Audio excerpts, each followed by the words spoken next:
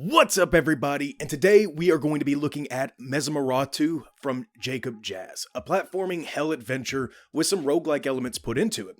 Discover a strange world full of horror monster villages, stinky talking characters, impossible rogue platforms, and a giant fish kidnapped inside an owl's beak.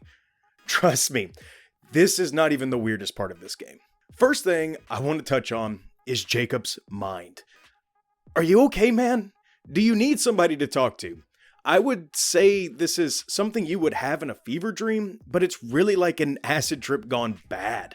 Grotesque creatures and a mix between 2D backgrounds, full motion 3D backgrounds. Nothing is cohesive. Just take a look at the opening of the game.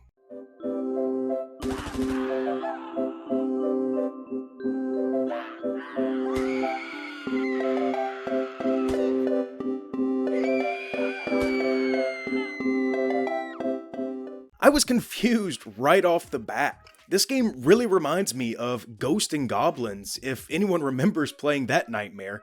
Luckily, you are given checkpoints and lives to help you get through the levels, but they won't last long, and if it's game over, all the way back to the beginning to try again.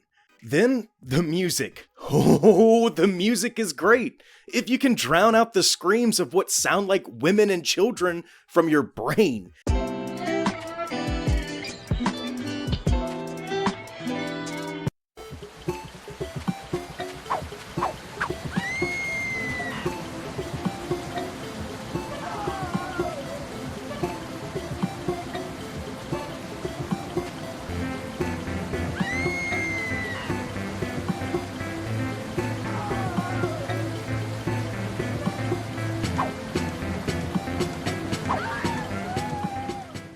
And you might be able to, just for how many times that you're gonna die in this game.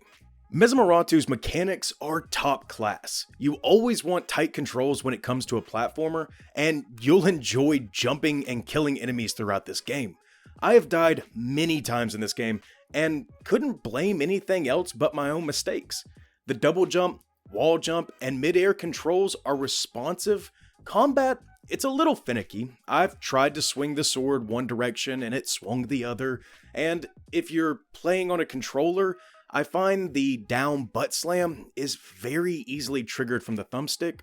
No issues I saw on the keyboard, so that may be the best way to play this game. Another interesting feature is the way that the levels change. Sometimes small ways, sometimes the whole landscape will be a widely different area. I'm not sure if it's randomly generated or if it takes your progress and adds a value to it to determine how the layout should be.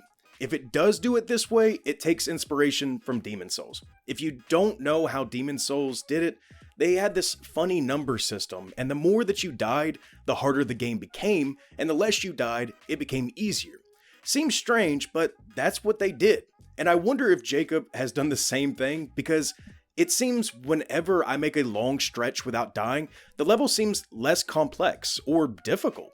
But if I die 3 or 4 times in one area, it's like the whole world hates me and wants me to spend an eternity in this one spike trap. Another part which I'm not sure is a bug or a feature at this point, in all honesty, the things this game puts me through, I wouldn't be surprised if it's another torture feature. When you die and return to the checkpoint, there are times where your health is only going to be replenished by half instead of the full 100%, and damage from enemies seem to be variable as well. Sometimes the enemies will just take a sliver of your health, and the next run through, the same type of enemies will almost damn near kill you, which, again, I don't know if this is a bug, but I have a feeling this is intentional. Level design is also really weird but well put together for being jumbled every time you die. The first stages are the tutorials on how do you use double jump, head jump, and wall jump. Trust me, you're going to be seeing these levels a lot in the beginning. And I'm saying the first stages because they look like the same area, but honestly, I can't read this map and figure out where I'm at on it. The next stage has you in this jungle type where gravity can be flipped, which is cool, but really hurts my frontal cortex trying to point out all the stuff that I need to do. I'm surprised I honestly didn't get a nosebleed. After that, from what I've seen, is a variation of these mechanics and new enemies that will kill you over and over again. A tower climb almost reminded me of Ice Climbers, an underwater level that you're in for honestly about 5 minutes, and an ice level with slippery platforms that remind me of Mario 64. That's as far as I got. I just kept dying in whatever this hell level is. I don't know if I'm close to the end or just scratching the surface. But I can't stop playing it.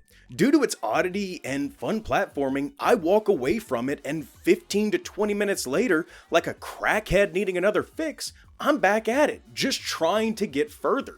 The trailer video has a joke ESRB rating on it that says use of drugs. I thought this was talking about the level design, but no, it's talking about me, like a bad habit that will destroy your life and have your wife and kids walk out on you because you're neglecting everything. That's what this game will do to you. Okay, maybe not that severe. But this is a great game, and it kind of flew under the radar of a lot of people. And it may be overlooked due to the imagery and thinking that this game is just trying to be edgy, which, I don't know, it may or may not be true. But this game is difficult, bloody, anger-inducing good time, and I don't think you should overlook it. This game is $8, and I have almost 3 hours in this game, of course, repeating the same levels, but due to the variety, it's still a whole lot of fun. Don't sleep on this game. I have a link for the Steam page down in the description, as well as the Discord if you guys want to come in and chat. Thanks for watching this train wreck all the way to the end. If you guys did like the video, leave a like and subscribe if you haven't already. I'm always looking for new indie games, and for a thank you for all the support you guys have given me. I'm soon going to be doing game giveaways to give something back to this community in the very, very near future. But like always, guys, I'll see you in the next video, and have fun.